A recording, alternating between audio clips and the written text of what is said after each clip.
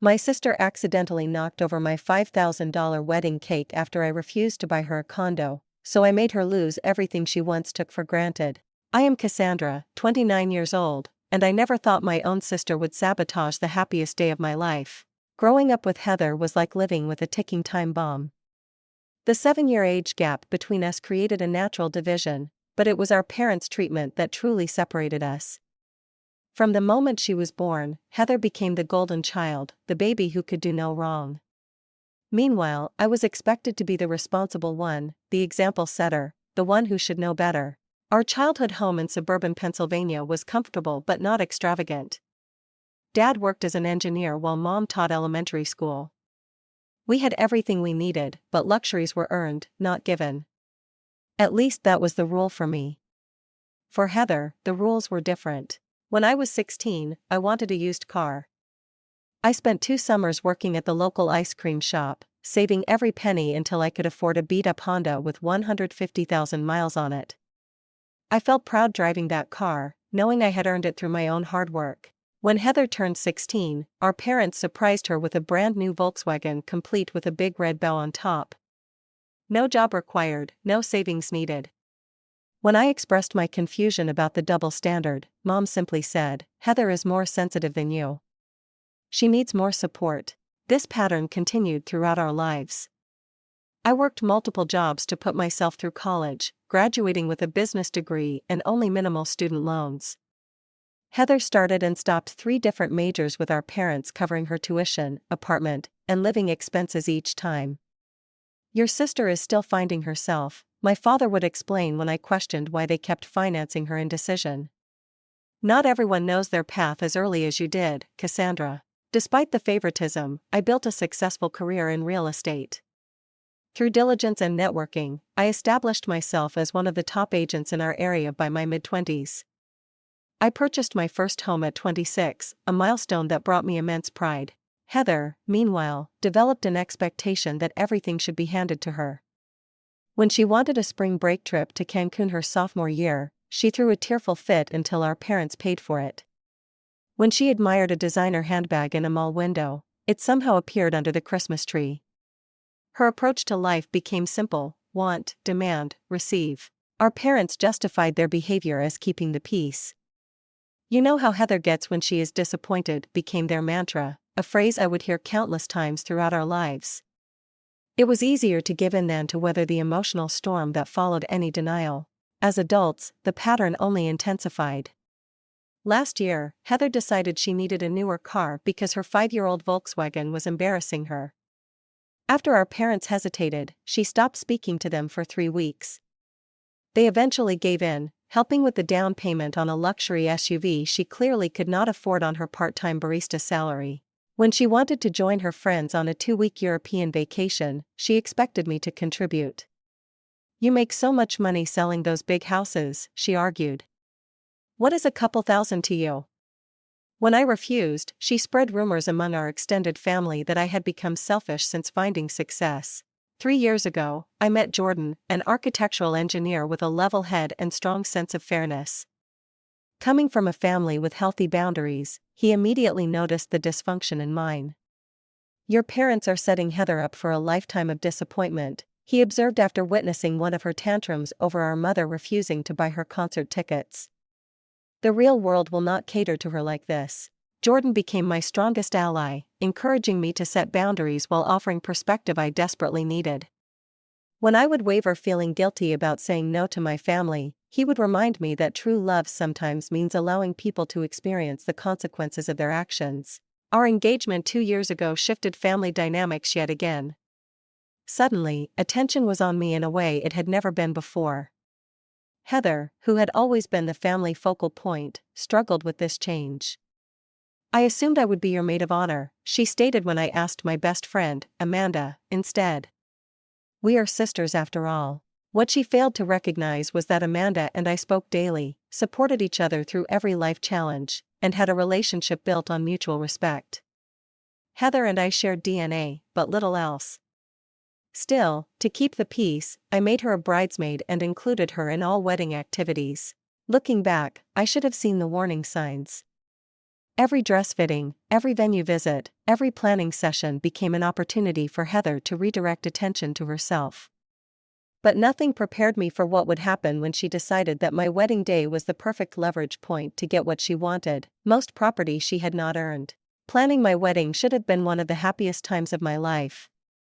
And in many ways it was. Jordan and I had saved for 2 years to create our perfect day, a celebration that would reflect our journey and the life we were building together. We chose a historic mansion with sprawling gardens for our venue, a place where modern elegance met timeless charm, much like our relationship.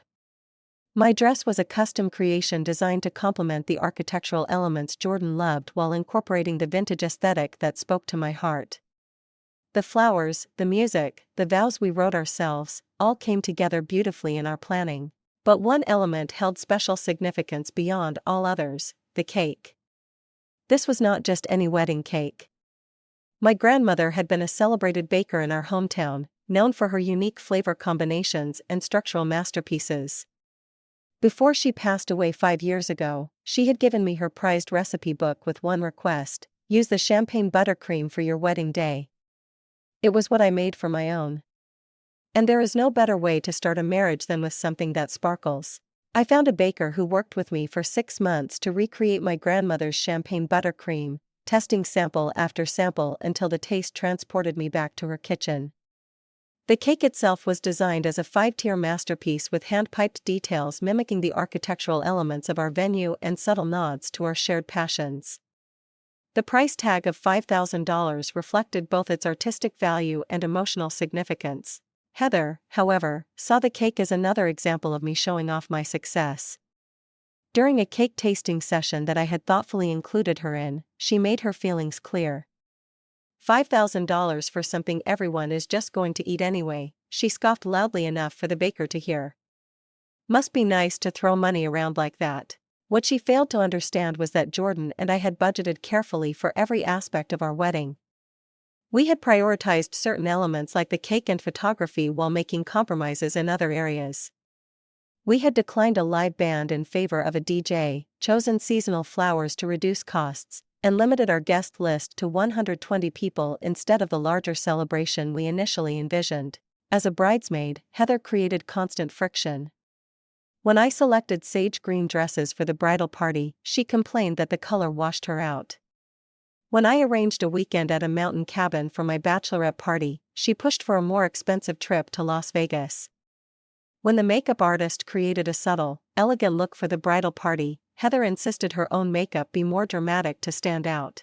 Throughout all this, I kept reminding myself that this tension was temporary. What mattered was starting my life with Jordan, building our future together. We were saving for our first home as a married couple, carefully setting aside money from each paycheck for a down payment on a property we could grow into. Despite Heather's behavior, I had still offered to help her with her own housing situation. After college graduation, she had struggled to find full-time employment that could support her desired lifestyle. When she mentioned wanting to move out of our parents' house into her own apartment, I agreed to co-sign her lease application, knowing her limited credit history and part-time income would make approval difficult otherwise. I had even created a moving fund for her, setting aside $2,000 to help with security deposits, furniture, and initial expenses. This was not an insignificant amount for me, even with my real estate success. Jordan and I lived comfortably, but were far from wealthy, especially with our wedding expenses and home savings goals. "You are more generous than I would be," Jordan commented when I told him about the moving fund. "After how she treats you, I am surprised you still want to help her." "She is my sister," I replied. "I want her to succeed, even if we do not always get along. Maybe having her own place will help her grow up a bit." 3 weeks before our wedding, Heather asked me to meet for coffee. I assumed she wanted to discuss some last-minute bridesmaid details, perhaps her hairstyling or shoes. I could never have predicted what she actually wanted. We sat at an outdoor table at our local coffee shop, the spring sunshine warming the air around us. Heather was uncharacteristically quiet as she stirred her elaborate iced coffee concoction, avoiding eye contact. Finally, she looked up. "So, I have been thinking," she began, an expression of practiced casualness on her face. "You know how I have been talking about moving out of Mom and Dad's place? I nodded, assuming she wanted to discuss the lease co-signing I had already agreed to. Well, I found this amazing condo downtown. It is perfect, Cassandra. 2 bedrooms, updated kitchen, walking distance to all the best restaurants and shops. That sounds nice, I replied cautiously, sensing where this might be heading. Have you talked to the leasing office about application requirements? Heather laughed a short, sharp sound. Oh, I am not looking to lease it. It is for sale. $1.2 million. I nearly choked on my coffee. Heather, that is way outside your budget.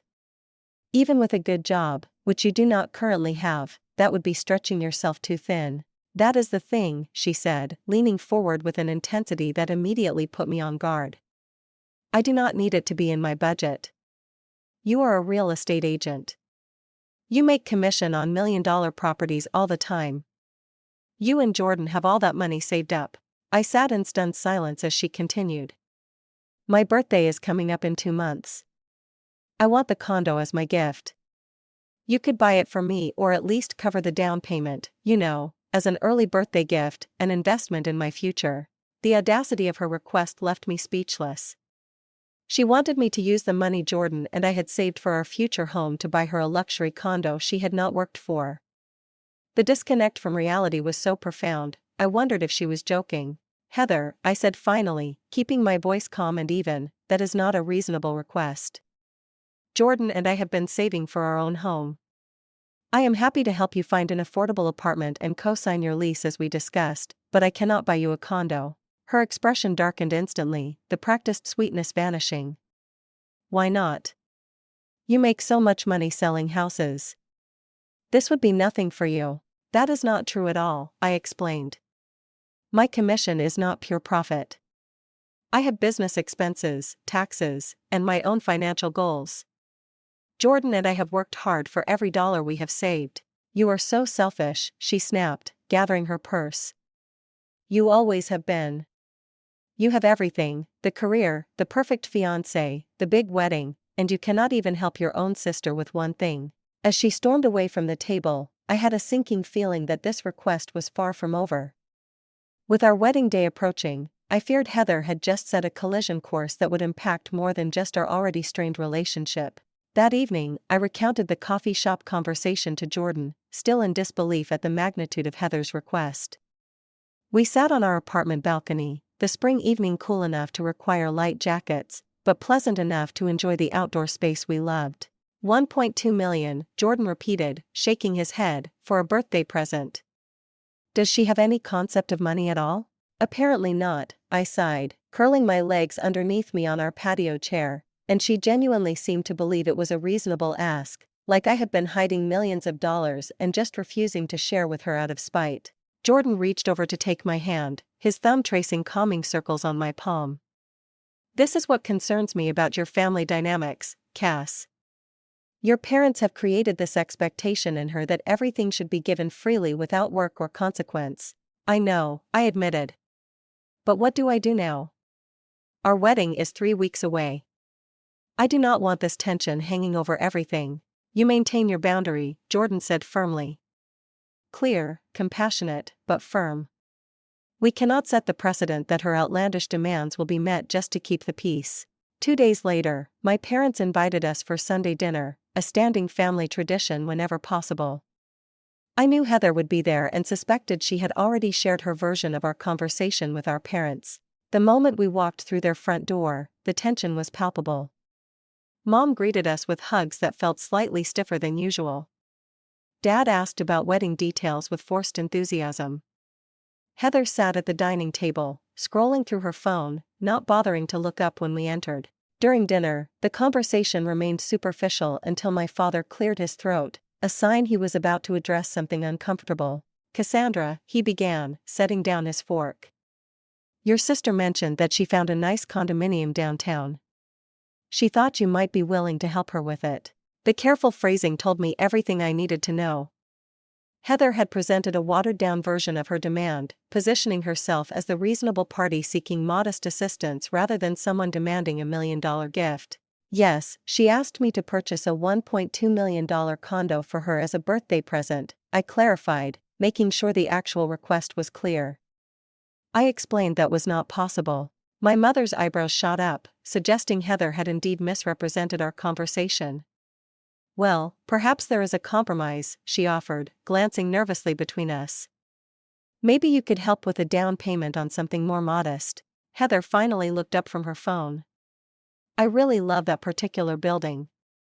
The location is perfect, she said. Heather, I said gently, I am already helping you with your housing situation. I have agreed to co-sign your lease application and set aside money to help with moving expenses. That is what I can realistically offer right now. But you are a real estate agent, she countered, as though repeating this fact would somehow transform my financial reality. You sell expensive houses every day. I sell them for other people, I explained patiently. On commission after business expenses, taxes, and saving for our own future, Jordan and I cannot afford to buy you a luxury condo. What about a loan then? My father suggested, ever the mediator. Perhaps you could help her secure financing. Jordan shifted beside me, and I could sense his growing frustration with my family's inability to recognize the unreasonableness of the request. With her current income and credit history, Heather would not qualify for a loan on a property of that value, I explained, using my professional knowledge to address the suggestion, and co-signing a mortgage of that size would put our own financial future at risk. So, you are just saying no? Heather's voice took on the dangerous edge I recognized from childhood, the precursor to a storm of emotion. After everything this family has done for you, the statement was so divorced from reality that I almost laughed. Everything the family had done for me? I had worked for everything I had, while Heather had been continuously supported well into adulthood. I am saying I will help in ways that are financially responsible for everyone involved, I clarified. I can help you find an apartment in your actual price range. I can co-sign that lease. I can contribute to moving expenses, but I cannot buy you $1 million condo. You know, my mother interjected, her voice taking on the pleading tone I had heard countless times throughout our childhood. The wedding is so close. Maybe we could just table this discussion until after. We all want your special day to be perfect, Cassandra. The implication was clear, given to keep the peace or risk wedding day drama. It was the same pattern that had played out my entire life, the expectation that I would bend to avoid Heather's emotional outbursts. There is nothing to table, I said firmly. I have made my position clear. I am happy to help Heather in ways that make financial sense, but purchasing a luxury condo is not one of them. For the remainder of dinner, Heather maintained a cold silence, responding to direct questions with minimal words. As Jordan and I prepared to leave, my mother pulled me aside. You know how she gets when she is disappointed, she whispered, her standard refrain whenever Heather did not get her way. Maybe you could at least look at some other options with her, something more affordable that you could help with. Mom, I said, feeling a lifetime of frustration rising to the surface. I am getting married in 3 weeks. I have my own future to think about. I have already offered Heather reasonable help. If that is not good enough for her, then that is something she needs to work through herself. The week before the wedding became increasingly tense. Heather showed up late to the final dress fitting, complained loudly during the rehearsal dinner, and made passive-aggressive comments whenever I was within earshot. Hope your cake is worth every penny, she remarked during the venue walkthrough, since apparently money only matters when it is something for me. Be careful, she said as we discussed reception seating. Things have a way of falling apart when people are selfish. At the time, I took these as empty threats, the verbal lashing out of someone used to getting her way. I never imagined she would actually follow through on the implied sabotage, that she would turn my wedding day into a battleground for her perceived injustice. But looking back, all the warning signs were there, flashing red in a pattern I had become too accustomed to seeing. The day before our wedding arrived with the kind of perfect spring weather that brides dream about. Sunshine streamed through scattered clouds, temperatures hovered in the low 70s, and a gentle breeze carried the scent of blooming flowers across the venue grounds. It felt like even nature was celebrating our union. The cake delivery was scheduled for 3 in the afternoon. Jordan and I arrived early to meet the baker and ensure everything was set up correctly in the designated corner of the reception hall. The cake table had been positioned in a prominent location where natural light from the tall windows would highlight its details throughout the evening. When the bakery van pulled up, I felt a surge of excitement. After months of planning and tasting and design revisions, I was finally going to see the culmination of this deeply personal project. The baker and her 2 assistants worked with meticulous care, assembling the 5 tiers on site to ensure nothing would be damaged in transit. As each layer was positioned, I found myself blinking back tears. The bottom tier featured delicate architectural details mimicking the venue's historic columns. The second showcased hand-piped flowers reminiscent of my grandmother's garden. The third incorporated subtle musical notes, a nod to Jordan's passion for classical piano. The fourth displayed miniature books representing our shared love of literature. And the top tier, the most personal of all, featured 2 intertwined trees symbolizing our individual lives growing together into something stronger and more beautiful. "It is absolutely perfect," I whispered as the final decorative elements were added. "Better than I ever imagined." The baker smiled, clearly proud of her creation. "Your grandmother's champagne buttercream was a challenge to get exactly right, but I think we did it justice. She would be proud." After confirming the cake was stable and properly positioned, we left it in the capable hands of the venue staff, who assured us it would be monitored and kept at the perfect temperature until the reception. That evening, during our rehearsal dinner at a nearby restaurant, I noticed Heather was unusually subdued. Instead of her typical attention-seeking behavior, she sat quietly observing everyone with an unreadable expression. When it came time for the traditional toasts, she declined to speak, claiming she was saving her thoughts for the reception. At the time, I was simply relieved to avoid whatever passive-aggressive comments she might have prepared. My wedding day dawned just as beautiful as the day before. The bridal suite buzzed with activity as my bridesmaids and I prepared. Hairstylists and makeup artists worked their magic while champagne flowed and music played softly in the background. Amanda, my maid of honor, kept everything running smoothly, ensuring I remained calm and present in each moment. Heather arrived exactly on time, which was unusual for her. She accepted her bridesmaid dress without complaint, sat patiently through hair and makeup, and even complimented my appearance when I was finally ready. Her sudden cooperation made me hopeful that perhaps she had moved past her disappointment about the condo. "You look really beautiful, Cassandra," she said, her voice missing its usual edge. "Today is going to be memorable for sure." The ceremony itself was everything I had dreamed it would be. Walking down the aisle toward Jordan, seeing his eyes fill with tears as he caught sight of me, exchanging the vows we had written for each other, all felt like magic. For those precious moments, family drama and tensions melted away, leaving only our love and commitment in sharp focus. After the ceremony, while Jordan and I took photos with our photographer, the guests moved to the cocktail hour area adjacent to the reception hall. Everything was proceeding according to our carefully crafted timeline, a perfect symphony of moments building toward our celebration. When we finally entered the reception as a newly married couple, the room erupted in applause. Our first dance, a carefully choreographed waltz we had practiced for months, went flawlessly. Dinner service began promptly. The speeches from our friends and family members struck the perfect balance between humor and sincerity, and the dance floor filled with joyful guests. Throughout it all, I kept noticing the cake in my peripheral vision, standing proud and beautiful in its designated corner. Guests would occasionally wander over to admire it, pointing out details and taking photos. The cake cutting was scheduled for 8:30 after the main dancing portion, but before some of the older guests would begin to depart. At 8:15, I watched as Heather, who had been dancing with one of Jordan's cousins, excused herself and made her way toward the cake table.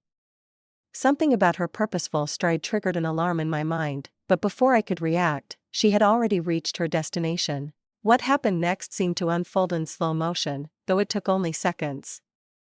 Heather approached the cake table, glanced around to ensure people were watching, then deliberately bumped against it with her hip. The beautiful 5-tier masterpiece that had taken months to plan and create wobbled once, twice, and then toppled forward in a cascade of buttercream and cake. The crash silenced the entire reception. Pieces of my grandmother's recipe, the hand-piped details, the symbolic elements representing our relationship, all lay scattered across the hardwood floor in a devastating display of destruction. Heather stood beside the mess, a small smile playing at the corners of her mouth. "Oops," she said loudly enough for nearby guests to hear. "Guess I should watch where I am going." I froze, unable to process what I was seeing. Jordan appeared at my side, his hand finding mine and squeezing gently in support. My mother rushed over, not to address the deliberate sabotage, but to attempt damage control in her typical fashion. "You know how she gets when she is disappointed," she whispered urgently in my ear, as though this explained and excused the deliberate destruction of something so meaningful on my wedding day. In that moment, something shifted inside me. A lifetime of accommodating Heather's tantrums, of making excuses for her behavior, of sacrificing my own boundaries to keep the peace, all crystallized into perfect clarity. This was not a childish outburst or a momentary lapse in judgment. This was a calculated act of malice designed to punish me for not giving her what she wanted. Yet, I did not react. I did not cry or yell or cause a scene that would further disrupt our wedding. Instead, I squeezed Jordan's hand back, took a deep breath, and addressed our guests. "Well, it looks like we will be serving cake a little differently than planned," I said, maintaining a calm I did not feel. "Please enjoy the dessert bar while we get this cleaned up." Our wedding coordinator and venue staff immediately began addressing the mess. Several of Jordan's family members, who had witnessed the clearly intentional nature of the accident, stepped in to help.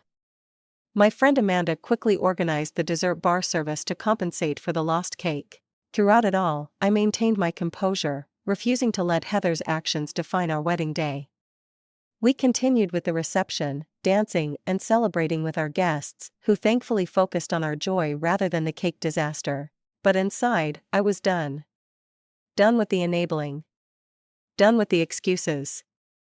Done with sacrificing my own well-being to accommodate someone who had never shown me the same consideration. As Jordan and I shared our last dance of the evening, I made a decision that would forever change my relationship with my sister and parents.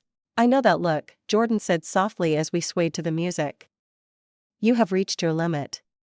Have not you?" I nodded against his shoulder. "There have to be consequences this time, real ones." "Whatever you decide," he promised, "I am with you completely." As we left the reception amid sparklers and well wishes, I felt a strange sense of calm. The cake disaster, while painful, had given me the clarity I had been searching for throughout my adult life. It was time to stop enabling behavior that would only grow more destructive if left unchecked. After the last guest departed and we returned to our hotel suite, I kicked off my wedding shoes and sat cross-legged on the bed, my beautiful gown pooling around me like a cloud. Jordan loosened his tie and sat beside me, neither of us quite ready to process the day's events. "I keep thinking about her face," I said, finally breaking the contemplative silence. "She was proud of what she did, Jordan. Proud of ruining something that meant so much to me." "I know," he replied, taking my hand. "The question is, what do you want to do about it? We leave for our honeymoon tomorrow. We could just disconnect, enjoy our trip, and deal with all this when we get back." I shook my head, a plan already forming. "No, this needs to be addressed now before she has time to spin the narrative." "But I am not going to yell or cry or give her the emotional reaction she wants." Jordan nodded, understanding my intention. "Strategic rather than emotional." "Exactly," I confirmed. "Heather has never faced real consequences for her actions. Our parents have always cushioned her from the natural results of her behavior, but I will not do that anymore." I reached for my laptop and opened it, the screen illuminating my determined expression. First, I logged into my bank account and accessed the special savings account I had labeled Heather's Moving Fund. With a few clicks, I transferred the $2,000 back into our main savings account. Next, I drafted an email to the property management company where I had submitted paperwork to co-sign Heather's lease application. The email was professional and direct, explaining that I needed to withdraw my co-signing offer due to changed circumstances. I included all the necessary reference numbers and requested confirmation of the withdrawal. "Are you sure about this?" Jordan asked, reading over my shoulder. "This means she probably will not get approved for the apartment." "I am absolutely sure," I replied, clicking send without hesitation. What kind of message would it send if I helped her secure housing after she deliberately destroyed our wedding cake? That her behavior has no impact on my willingness to do her favors, that she can treat me however she wants and still expect my support. Jordan nodded, pulling me close. "I think this is the right call. It is not vindictive. It is simply a natural consequence of her actions. Exactly, I agreed. I am not doing this to hurt her.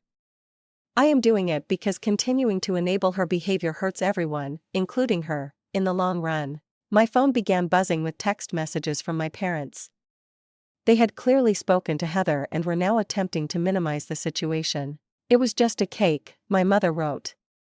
These things happen at weddings. Please do not make a big deal about this before your honeymoon. Heather feels terrible about the accident, my father added. She said she tripped. You know how clumsy she can be. Their willingness to accept such an obvious lie reinforced my decision. This pattern had continued for too long, and my participation in it ended today. I drafted a single response to both of them. Jordan and I are fine. We enjoyed our wedding despite the incident. However, I have withdrawn my offer to co-sign Heather's lease and have reallocated the moving fund I had set aside for her. These are the natural consequences of her actions today. I will be unavailable for further discussion as we will be on our honeymoon. Love you both. I turned off my phone immediately after sending the message, knowing they would attempt to call and convince me to change my mind. Tonight was for Jordan and me, the beginning of our marriage, not for managing family drama. Do you think they will understand? Jordan asked as I set my phone aside. Probably not immediately, I admitted. They have spent 22 years making excuses for Heather's behavior. That will not change overnight. But maybe this will be the beginning of something new for all of us. The next morning, before heading to the airport, I turned my phone back on to find dozens of missed calls and messages. Heather had apparently discovered my withdrawal from her lease application almost immediately, as she had been checking the status obsessively. Her messages ranged from incredulous to furious. Did you seriously pull your cosign? That is so petty. I was sorry about the stupid cake. You cannot do this to me. I already told everyone about my new place. Mom and Dad are going to co-sign for me instead.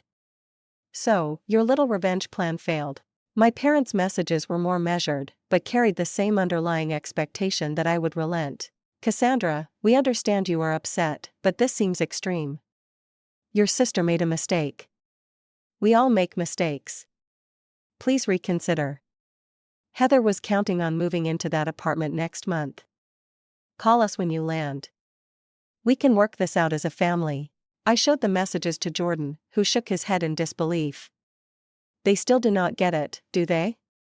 They see your response as revenge rather than a logical consequence. That is because they have never allowed natural consequences to play out, I explained. Every time Heather does something wrong, they rush to fix it for her, which only reinforces that her actions have no real impact. During our flight to Hawaii, I drafted detailed emails to both my parents and Heather, explaining my position clearly and calmly. To my parents, I outlined the pattern of enabling that had created this situation and expressed my concern that continuing to shield Heather from consequences would only harm her in the long run. To Heather, I was equally direct. What happened at the wedding was not an accident. We both know that. Your actions have damaged our relationship and demonstrated that you are not currently in a place where my financial support would be helpful to your growth. I hope this experience helps you understand that your choices affect other people and your relationships with them. Upon landing in Maui, I sent both emails before turning my phone to airplane mode again. Jordan and I had agreed to check messages only once per day during our honeymoon, refusing to let family drama overshadow this special time together. Do you think this will make any difference? Jordan asked as we settled into our oceanfront suite, the sound of waves creating a peaceful backdrop to our conversation. Honestly, I do not know, I admitted. But what I do know is that I am done participating in the dysfunction. Whether they change or not is up to them, but I am changing how I respond to it. Over the next few days, responses trickled in. My father, always the more reasonable of my parents, sent a thoughtful message acknowledging that perhaps they had been too quick to excuse Heather's behavior over the years. My mother remained defensive, but agreed to think about what you said. Heather alternated between angry tirades and tearful apologies, her messages reflecting her emotional roller coaster as she faced actual consequences perhaps for the first time. What none of them knew was that I had done more than just withdraw my financial support. Through my professional network, I had discreetly reached out to confirm the details of Heather's rental application. What I discovered validated my concerns. She had significantly misrepresented her income, claiming to earn nearly twice what her part-time barista job actually paid. She had also omitted several outstanding debts from her application, creating a false picture of her financial situation. These discoveries reinforced my decision. My sister needed to face reality, not be rescued from it yet again. And unknown to any of us at the time, that reality was about to come crashing down in ways none of us could have anticipated. Jordan and I were enjoying a peaceful breakfast on our lanai, watching the Hawaiian sunrise paint the sky in brilliant oranges and pinks when my phone exploded with notifications. After 5 days of relative quiet, with only occasional messages from friends sharing wedding photos or family members sending belated congratulations, the sudden barrage was jarring. Something must have happened, I said, reluctantly picking up the device. There are 12 missed calls from Heather, 8 from Mom, and even 3 from Dad.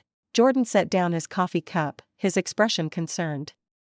Do you want to check now or wait until our designated message time? I sighed, the peace of our morning already disturbed. Might as well check now. If it is important enough for all of them to call repeatedly, we should probably know what is going on. The first voicemail was from Heather, her voice high-pitched and frantic. Cassandra, call me back right now. They rejected my application. The apartment complex sent a notice saying they cannot approve me without a cosigner. You have to fix this. The second message, also from Heather but left 20 minutes later, was even more desperate. They did a credit check. They found out about my credit cards. How did they find those? I never put them on the application. Call me back. The third from my mother was predictably placating. Honey, your sister is having a meltdown. The apartment complex rejected her application. I know you are on your honeymoon, but could you please call the leasing office and sort this out? You know how important this move is to her. I scrolled through the remaining messages, each one more urgent than the last until I reached one from my father that caught my attention. Cassandra, this is bigger than the apartment. The university housing office sent Heather a notice about her campus apartment, too. Something about unpaid rent from last semester. They are threatening collections. Please call when you can. The final message from Heather left at exactly 10:30 that morning was simply sobbing, interspersed with incomplete sentences. They are going to evict me. Student loans, credit score ruined, nowhere to go. All your fault. I set the phone down, meeting Jordan's questioning gaze. It looks like reality is catching up with Heather all at once, I explained, summarizing the messages. So, the apartment rejection triggered a cascade of other financial issues, he asked. I nodded, piecing together the situation from the fragmented information. From what I can gather, when the apartment complex rejected her application, they sent a formal notice explaining why. That prompted her to check her credit report, which apparently revealed things she has been hiding or ignoring. And simultaneously, it seems the university housing office has sent her some kind of notice about unpaid rent. What are you going to do? Jordan asked, not pushing in either direction, but offering his support whatever I decided. I considered the situation carefully. I think I need to get the facts before responding. Heather tends to catastrophize, and my parents enable that behavior by immediately jumping into crisis mode. Let me make a few calls to understand what is actually happening. First, I called the leasing office of the apartment complex, identifying myself as a real estate agent inquiring about their application requirements. Without mentioning Heather specifically, I was able to confirm that they had recently implemented stricter credit requirements due to an increase in tenant defaults. Applications with significant unreported debt or inconsistent income verification were being automatically rejected. Next, I contacted a colleague in the financial advising field asking hypothetical questions about student housing and unpaid rent. She explained that many universities had tightened their policies post-pandemic, actively reporting housing debt to credit bureaus and being more aggressive about collections. Armed with this information, I finally called my father, knowing he would provide the most objective account of the situation. Dad, it is Cassandra. What exactly is happening with Heather? He sighed heavily before answering. It all blew up this morning. Heather received an official rejection letter from the apartment complex at 8:30. They cited her limited income, poor credit history, and lack of a cosigner as reasons for denial. When she saw the credit history part, she checked her credit report for the first time in years. Apparently, she has maxed out 3 credit cards we did not know about, missed payments on her car loan repeatedly, and has not been paying her portion of the university housing costs for her final semester. And what about the university notice? I prompted. That came by email at 10:30 this morning. Because she has not been paying her housing fees, the university is canceling her spring graduation and placing a hold on her transcripts until the balance is paid. They are also referring the account to collections if not paid within 30 days. The full picture was becoming clear. Heather's financial house of cards was collapsing, and for the first time my parents were seeing the extent of her irresponsibility. How much does she owe in total? I asked. From what we have pieced together, about $22,000 across all the debts. The university housing is $8,000 of that. I whistled softly. And I am guessing she expected you and Mom to pay it all. She did, he admitted, his voice heavy with realization. And honestly, your mother wanted to. She was already talking about taking a loan against her retirement account, but after your email, I have been thinking a lot about the patterns we have created. I stopped her from making any financial moves until we had a chance to think this through. This admission surprised me. My father had always followed my mother's lead when it came to Heather, prioritizing peace over accountability. That is unexpected, I said carefully. What made you reconsider? There was a long pause before he answered.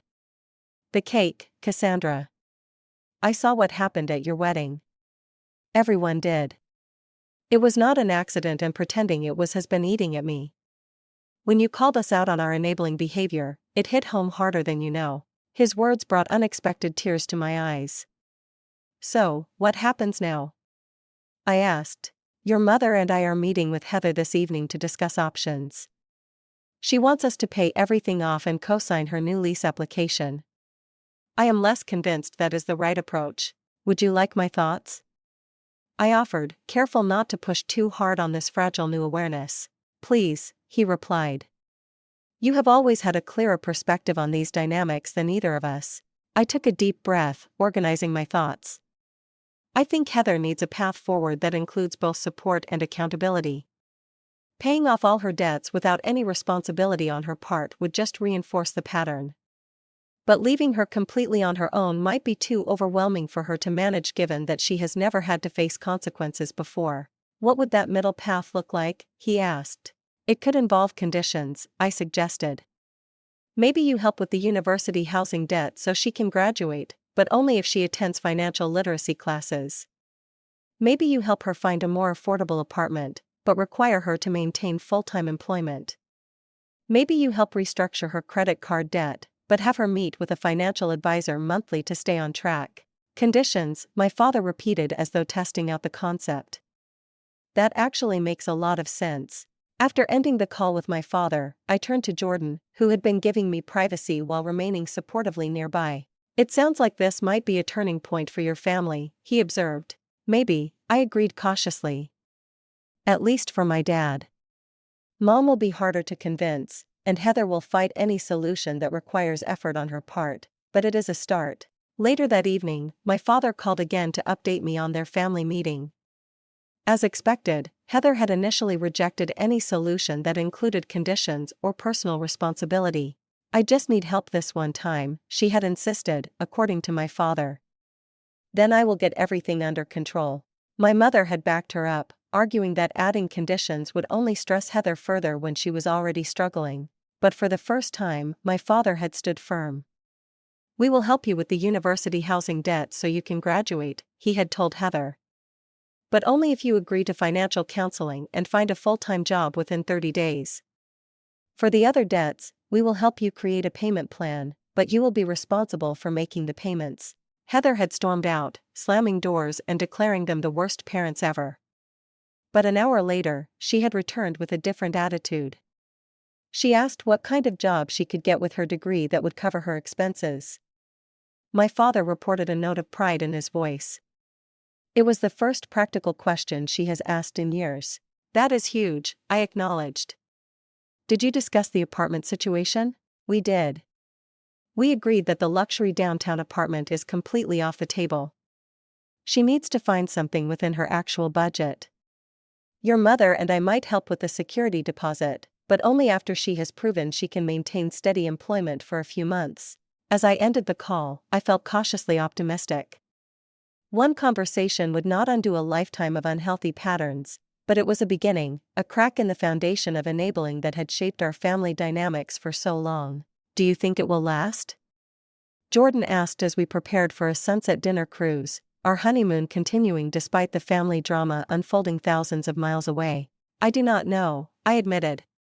Change is hard, especially when it challenges such established roles.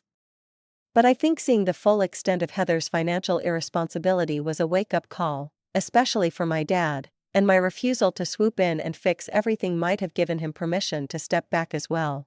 And Heather, he prompted. Do you think she can change? I considered the question carefully. I think she has the capacity to, yes, but it will depend on whether she can push through the initial discomfort of being responsible for herself. If my parents stay firm with their boundaries, she might surprise us all. As we watched the Hawaiian sunset paint the sky in brilliant colors, I felt a sense of peace settling over me. Whatever happened with my family moving forward, I had broken my own participation in the unhealthy cycle. I had chosen truth over pretense, accountability over enabling, and in doing so perhaps opened the door for genuine healing to begin. 6 months after our wedding, Jordan and I hosted a small dinner party in our new home, a modest but charming 3-bedroom house we had purchased shortly after returning from our honeymoon. The gathering marked several milestones: our half-year anniversary, our home purchase, and most surprisingly, a new chapter in my family relationships. The dining table was set for 6 people, including my parents, and yes, Heather, along with her new boyfriend, Mark, whom she had met at her financial literacy class. The atmosphere was noticeably different from our family gatherings of the past. The tension that had always hummed beneath the surface was significantly diminished, replaced by a cautious but genuine warmth. The house is lovely, Cassandra, my mother commented as I served the main course, a recipe Jordan and I had perfected together. You two have done so much with it already. Thanks, Mom, I replied, still adjusting to the new dynamic between us. We are taking it room by room. The kitchen renovation is next once we have saved enough. Saving, Heather interjected with a small smile. That is my new favorite word, apparently. Mark can tell you how excited I got when I made my first emergency fund goal last month. Mark, a thoughtful accountant with a kind demeanor, nodded. She literally danced around the apartment. It was adorable. The path to this peaceful dinner had been neither straight nor easy. After the cascade of financial revelations following our wedding, my family had entered a period of significant adjustment. My parents, particularly my father, had maintained their new boundaries despite Heather's initial resistance. They had helped with her university housing debt as promised, allowing her to graduate, but had held firm on the conditions they had established. Heather's journey had been the most remarkable. After her initial tantrum, she had grudgingly attended the required financial counseling sessions where she had met Mark. What began as mandatory meetings evolved into a genuine interest in understanding and managing her finances. She had secured a full-time job in marketing, moved into a small but affordable apartment with a roommate, and begun the long process of rebuilding her credit. I still cannot believe you guys did that cake photo shoot, Heather said, referencing a special event my friends had organized 3 months after the wedding. The replacement cake looked even better than the original. This was the closest she had come to directly acknowledging the wedding cake incident. While she had never offered a formal apology, her changed behavior spoke volumes about her recognition of how inappropriate her actions had been. Amanda organized the whole thing, I explained. She said our album needed proper cake-cutting photos.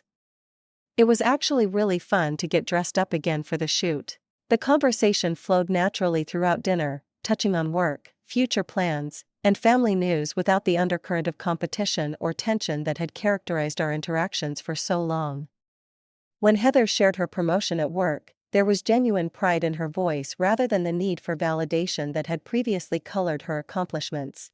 After dessert, Jordan suggested the men clean up while the women relaxed on the back deck, a thoughtful division that gave me rare private time with my mother and sister.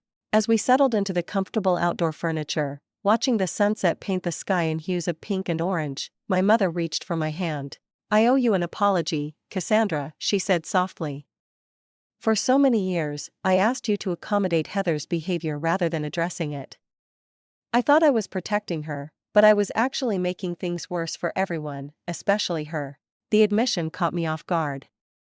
My mother had made small acknowledgments over the past months, but nothing this direct or comprehensive. "What changed your perspective?" I asked.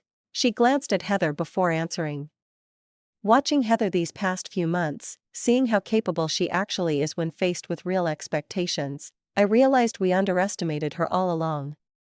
We treated her like she was fragile, but she is actually quite strong when she needs to be." Heather looked down at her hands, a flush coloring her cheeks.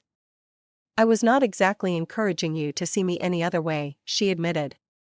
"I liked being the center of attention, having everyone jump to fix my problems. It was easier than doing the work myself." The honesty in her words reflected a self-awareness I had never witnessed in my sister before. The financial crisis had forced her to look at herself in ways she had always avoided, and the reflection had prompted genuine growth. "The funny thing is," Heather continued, "I am actually happier now. There is something satisfying about solving your own problems, about earning what you have. I never understood that before because I never had to try. I think that is what Dad and I missed in our parenting," my mother reflected. "The gift of allowing you to struggle sometimes to figure things out on your own. We gave that to Cassandra by necessity because she was the oldest and more responsible by nature. But we denied it to you, Heather, which was unfair to both of you in different ways." As the conversation continued, I felt layers of old hurt and resentment melting away. Not completely, not all at once, but enough to glimpse the possibility of a healthier relationship with both my sister and my parents. The boundaries I had established after the wedding had not destroyed our family as I had sometimes feared. Instead, they had created space for new, more authentic connections to form. When Jordan, my father, and Mark joined us on the deck, bringing coffee and lingering over conversation until stars appeared in the night sky, I was struck by how different this gathering felt from any in our family history. There was a genuineness to our interactions, a mutual respect that had previously been absent. After our guests departed, Jordan and I settled on the couch, his arm around my shoulders as we decompressed from the evening. "That went really well," he observed. "Better than I expected, honestly." "Me, too," I agreed. There were moments that felt almost normal, whatever normal is supposed to be for families. "Are you still glad you took that stand after the wedding?" he asked, even with all the drama it caused initially. I considered the question carefully. "Absolutely. I think that moment was inevitable in a way. The patterns were so entrenched that it would have taken something significant to break them. The cake was just the catalyst. The $5,000 catalyst," Jordan teased gently. I laughed, leaning into his embrace. True, but in retrospect, it was worth every penny. Not for the cake itself, but for what came after, the honesty, the growth, the healthier relationships. You cannot put a price tag on that. The journey from that wedding day disaster to this peaceful evening had taught me lessons I would carry throughout my life. I had learned that true support sometimes means allowing people to face the consequences of their choices. That boundaries are not punishments but necessary elements of healthy relationships. That enabling behavior ultimately harms everyone involved, including the person being enabled. Most importantly, I had learned that breaking unhealthy patterns requires courage, consistency, and a willingness to weather temporary discomfort for long-term growth. By refusing to participate in the cycle of enabling that had defined our family for decades, I had opened the door to something better, something more authentic, and ultimately more loving.